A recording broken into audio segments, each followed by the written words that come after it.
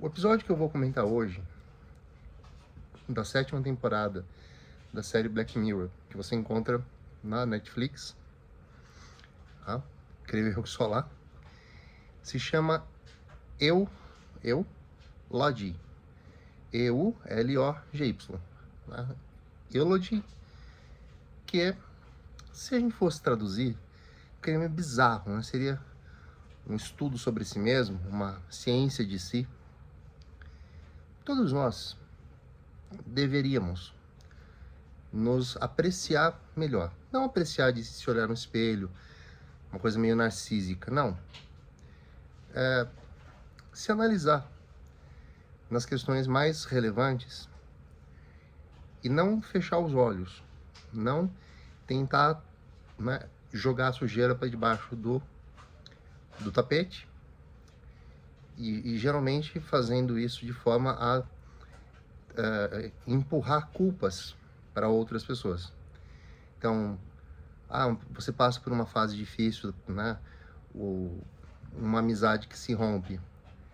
Não é muito comum, quando existe um terceiro amigo que conhece os dois que romperam um laço, que as versões sejam muito diferentes.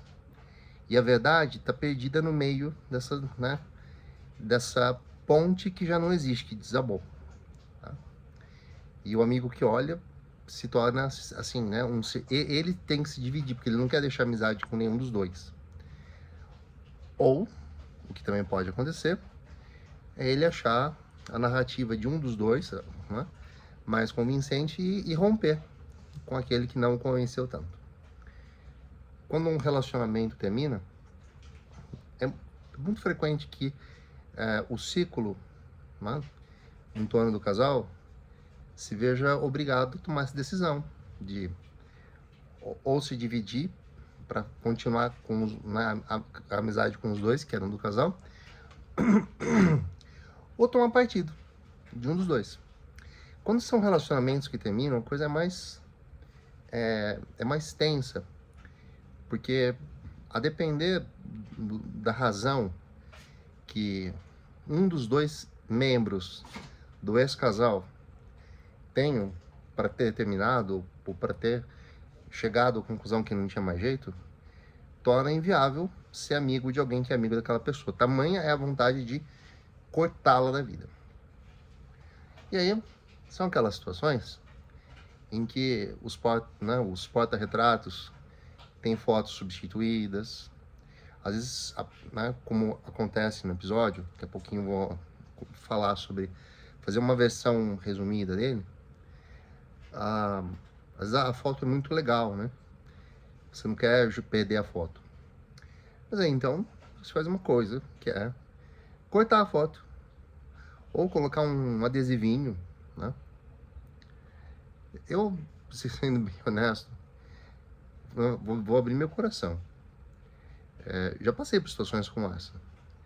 Quase sempre como o amigo a ter que tomar a decisão. E a minha decisão sempre é quando não tenho razões para ser, né, para me desvincular. Porque inimizade só faria o meu cérebro criar cortisol. Cortisol envenena o organismo. Então, eu sou bem honesto. Né? Eu digo, olha, vamos imaginar um casal, não, um amigo, uma amiga. Né? E que tenha terminado por uma relação que, né, uma traição, vamos supor. Não tem nada a ver com isso. Né? Eu sou amigo dos dois. Agora, se ela, por exemplo, disser, olha, se você for continuar sendo amigo do meu ex-namorado, meu ex-marido, eu não quero saber de você. Eu digo, olha, a escolha é sua. Né?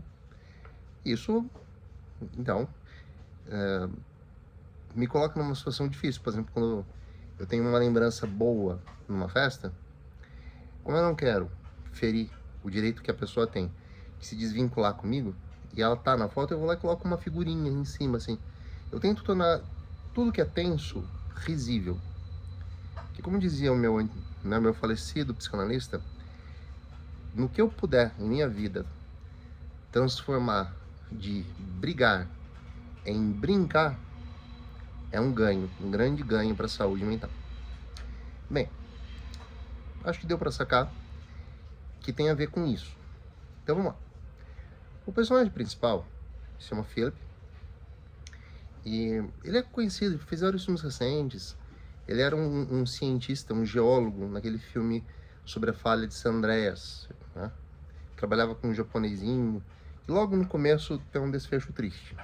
Não estou dando spoiler, hein? Então ele é um homem, esse Philip, tem uns 50 anos, mais ou menos a minha idade. É um homem solitário. E ele recebe uma caixinha que dentro contém uma explicação, né? Existe um serviço. Adentramos então o mundo, o universo Black Mirror. Um serviço de digitalização de memórias para formar uma espécie de memória viva, que pode inclusive ser feita com um avatar. E adentrando a realidade virtual, que nós temos hoje com óculos de realidade virtual, e né, há quem especule se é possível um conector neural. Tá? Lá, claro, ficção, ele só tem um botão, um botão de camisa um pouquinho maior, tá? Que ele coloca na têmpora para poder se desligar desse lado aqui da realidade e se acender, em princípio, num grande vazio. Ali uma assistente virtual mostra a ele 6 fotos e diz: nosso ponto de partida é esse. Quem contratou nossos serviços tem apenas 6 fotos. E, ao que tudo indica, você é a pessoa que tem mais informações dentre todas conhecidas. Portanto, vamos começar com você. E ele aceita. Ele poderia dizer não. Né? A pessoa que morreu foi a namorada dele quando eles tinham seus 20 e pouquinhos anos. E eles viveram aquela fase doce da vida, com pontos em que se identificavam, divergências. Isso, né, é absolutamente da natureza de qualquer relação. Hoje, 2025, se você observar com cuidado, você pode ser jovem, tá, sei lá, com 17, 18 anos, prestando vestibular. Você já é capaz de sentir que de quando você era criança para agora, se você tem um irmão menor, uma irmã menor, que tudo nos força a um individualismo do tipo, se não for como eu quero, nem quero brincar. Tá? E assim, a flexibilidade de se transformar, assim, anos de amizade em fotos rasgadas ou deletadas no Instagram, né? A forma como não pesa na cabeça, né, de alguém a seguinte pergunta: será que vale mesmo a pena, ainda que eu não vá ter amizade com essa pessoa que eu não quero mais ver na minha frente, vale a pena eu jogar fora os anos que nós somos amigos? Né? E eu daqui a pouquinho vou contar uma história minha, que acho que é o meu jeito de tornar mais humano e mostrar como me tocou muito assistir isso.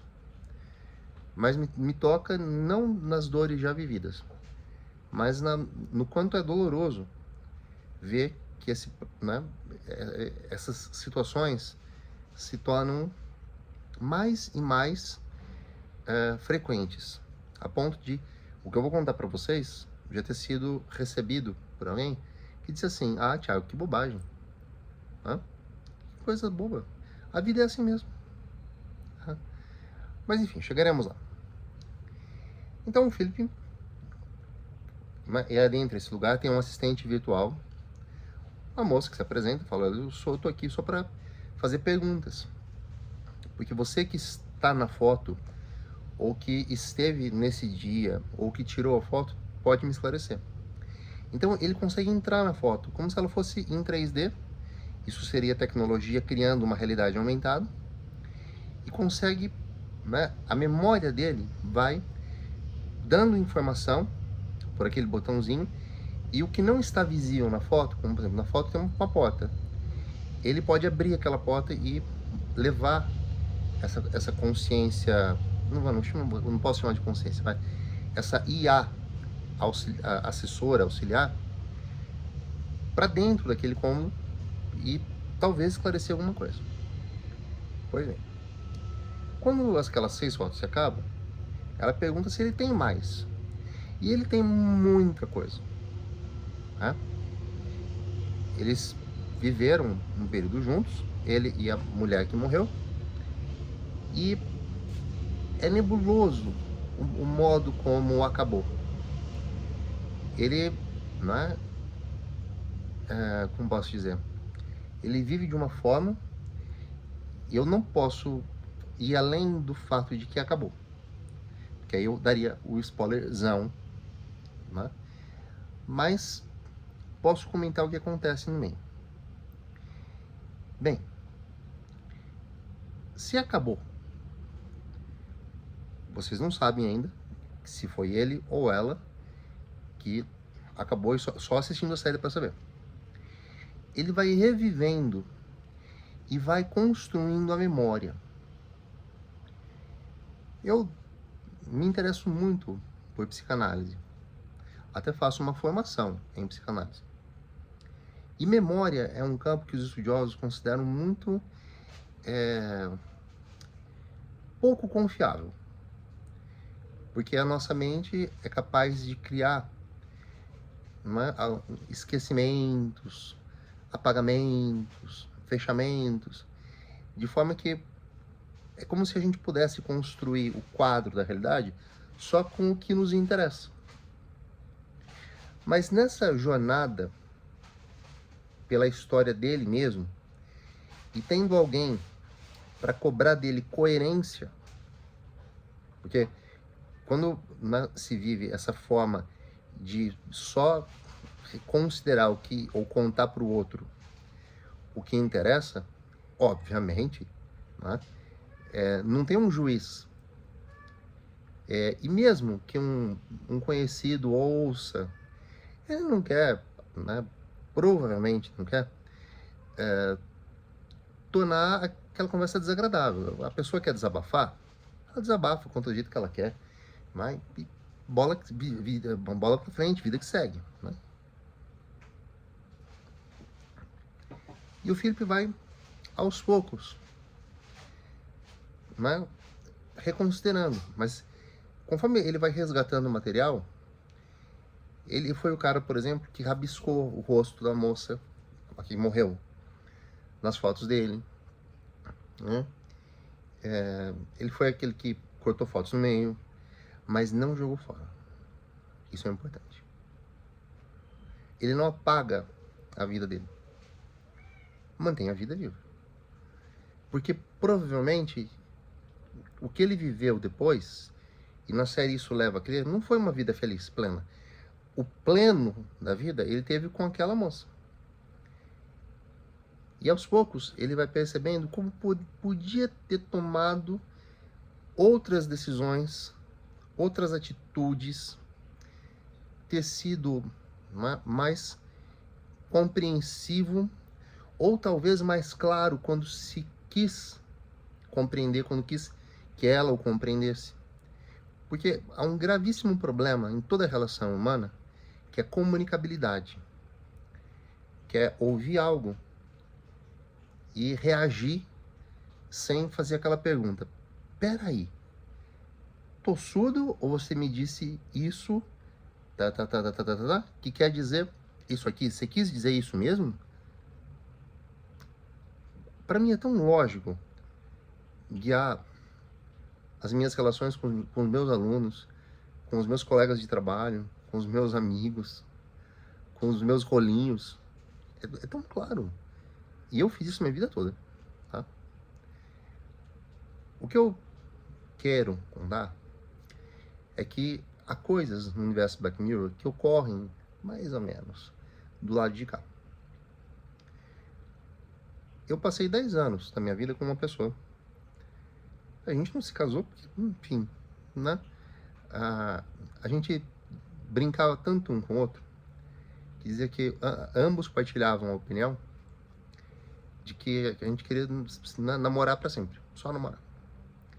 E foi uma relação que, dado o fato de eu assim, eu sou muito metódico nos meus registros, tá? Foi uma relação a mais leve que eu já tive. Nunca tivemos uma briga, um desentendimento tolo, mas nunca vi briga. Sempre era riso, era criatividade, tá? Ele estudava arquitetura de início, depois largou, mas era uma pessoa muito inteligente, amiga da vida como eu. Nós gostávamos muito das mesmas coisas. Isso é importante para construir uma relação.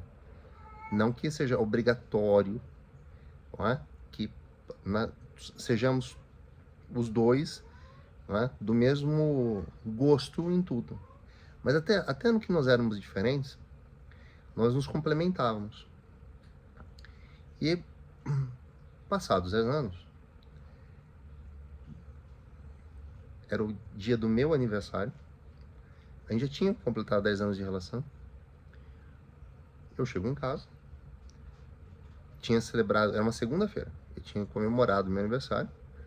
No sábado, era uma festa de Halloween, uma casa noturna, uma boate, isso em Ribeirão Preto. E no domingo, dia 29, combinamos de, na segunda, dia 30 de outubro, que é o dia do meu aniversário, de irmos jantar fora. Eu fiz a reserva junto com ele. Ele foi, eu fui trabalhar na segunda, desmarquei minhas aulas da noite para curtir um pouquinho do meu dia sem trabalho. Ele ia chegar um pouco mais tarde também, assim, mais cedo do que ele chegaria. Eu geralmente ia buscá-lo, ele falou que naquele dia não precisava, por isso eu não sei se o que eu vou contar foi premeditado ou não. Mas quando eu cheguei, eu passei reto, não entrei na cozinha. Eu fui lá, fui no closet, peguei a roupa que eu queria sair, pra ver se precisava passar a camisa ou não, então tava tudo em ordem. Aí fui tomar um banho gostoso, um banho de banheira relaxante e tal, pus uma musiquinha, fiquei lá, cochilei um pouco. Aí fiz a barba, né? Naquele tempo eu não tinha que pintar ainda. Mas, sabe, passei a maquininha, deixei ela mais bonitinha. Aí arrumei. Pensei comigo, falei, vou telefonar, né? Telefonava, caía direto na caixa postal. Liguei na portaria. O porteiro falou, olha, ele saiu no horário de sempre, com a mochila dele. E aí eu pensei comigo, falei, alguma coisa estranha. Mas ainda não me... Eu sou muito calmo, né? Nessas horas. Falei, vou tomar uma cerveja, meu aniversário. Quando entrei na cozinha, acendi a luz, tinha um bilhete na porta da geladeira. Obrigado por uma vida. E o nome dele. Aí começo a tentar ligar para amigos. A maioria não atende. Um ou dois que atendem disse, olha, não sei de nada. Mas os dois disseram, olha, eu não quero me envolver nisso. E isso eles sabiam, mas não quiseram me dizer, e eu respeitei, né? Pensei, acho que acabou. Mas por quê? Vocês acreditam que eu não sei até hoje? Porque ele sumiu do mapa. Do emprego, da faculdade, sumiu. Tá? Uma ou outra pessoa comentou, eu o vi em tal lugar, numa festa, mas paravam por aí. 10 anos vividos com a pessoa. É lógico, minha vida não parou. Tá? Eu era bem mais jovem do que eu sou hoje, então... E mesmo hoje não teria sentido parar. Então as fotos continuaram nas paredes. Quando veio o outro namoro, foi um pouco difícil explicar. Mas eu consegui explicar o seguinte, falei, olha, se eu tirar esses quadros da parede, né, e encaixotá-los, já é uma violência contra o que em mim é tão importante, memória. E acredito que você queira entrar na minha vida, fazer parte da minha vida, para a gente construir memórias e chegar um momento em que falte espaço na parede. Aí a gente faz isso, mas não por ciúme, que é algo negativo, e sim para tornar a nossa memória juntos maior. E é interessante. Não sei se disseram da boca para fora, mas todos entenderam. Com tudo isso, até hoje não chego à resposta. O Philip, na história, chega à resposta. E o que a série tem de engrandecedor, no ganho pessoal que uma obra de arte oferece para quem se dispõe a interagir com ela, é esse convite à reflexão que eu tenho feito com vocês. A memória tem sempre um elemento emocional, mas também tem um elemento de natureza ideacional, de ideias. Quando nós não cultivamos as nossas memórias, não contamos as nossas histórias, não somos honestos em reconhecer nossos erros, essa memória vai se transformando. Freud tem um texto magnífico, né, sobre o luto, em que ele fala sobre o processo como um processo de aceitação, mas não de uma aceitação de mentiras. Quando esse processo não é vivido, pode ocorrer que se construa uma versão adulterada. E é por isso que muitos especialistas em psicologia, em psicanálise, acham a memória sempre duvidosa. Mas no âmbito pessoal, é você que vai decidir se suas memórias são duvidosas ou não. É isso que me interessa transmitir a vocês. O Byung-Chul Han tem um daqueles livrinhos bonitinhos dele, né? Dois, na verdade. Um chama Agonia de Eros, que fala sobre o esfacelamento da alteridade, que a nossa vivência no mundo virtual torna progressivamente mais difícil considerar sequer que o outro existe. Sequer. E aí se torna ainda difícil, se o outro não existe, né? Se ele foi apagado das fotos, se ele foi excluído do seu Instagram, como ter empatia, como buscar compreender como ele se sente. Porque a alteridade é ele existir, e a empatia é tentar se colocar no lugar dele. Tá? Reflitam sobre isso. Mais amplamente, para temas de vestibular, muito característico de FUVEST, porém, redes sociais têm tido um impacto grande. Né? Ah, eu esqueci de falar do segundo livrinho do Byung-Chul Han, que é Coisa e Não Coisa. Então, uma foto, aquela flor que às vezes a pessoa guarda no meio de um livro, uma folhinha que seja, um desses presentes que parecem, né, são materiais, mas são desmaterializados porque não tem valor.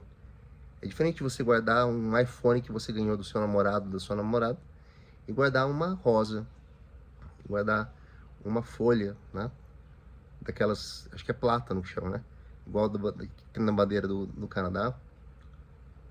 E ele um dia abriu o livro, que também tem uma coisa especial, e lembrar de, poxa, como fomos felizes nesse dia. Tá? O Instagram não é um álbum de fotografias, mas vai se tornando. É fácil tirar dali. Só que lá não tem gaveta, né? Voltando aos temas, muito útil para reflexões bem cara de FUVEST. Não obstante, temas relacionados a redes sociais, sociabilidade digital, estão se tornando questões também de natureza social. Já caiu no Enem. pode cair de novo, pode cair na VUNESP. Então é um tema a ser analisado com cuidado. Apreciem a arte. Há uma arte linda ali. É episódio... inclusive, o episódio que, ao meu ver, tem um vínculo muito, muito, muito bonito com o San Junipero, que acho que é da 4ª temporada, ou 3ª, já não me lembro agora. Que é o meu favorito. Embora muita gente goste do Queda Livre, que é Nose Dive, né? É da mesma temporada, inclusive. Mas esta temporada eu achei muito tocante, muito bem feita, reitero. Então é isso aí. Se vocês gostaram, deixem um like, mandem, compartilhem com quem possa ter interesse. Se tem alguma coisa a dizer, deixem nos comentários. Tá? É isso aí. Então, um grande abraço a todos. Fiquem bem.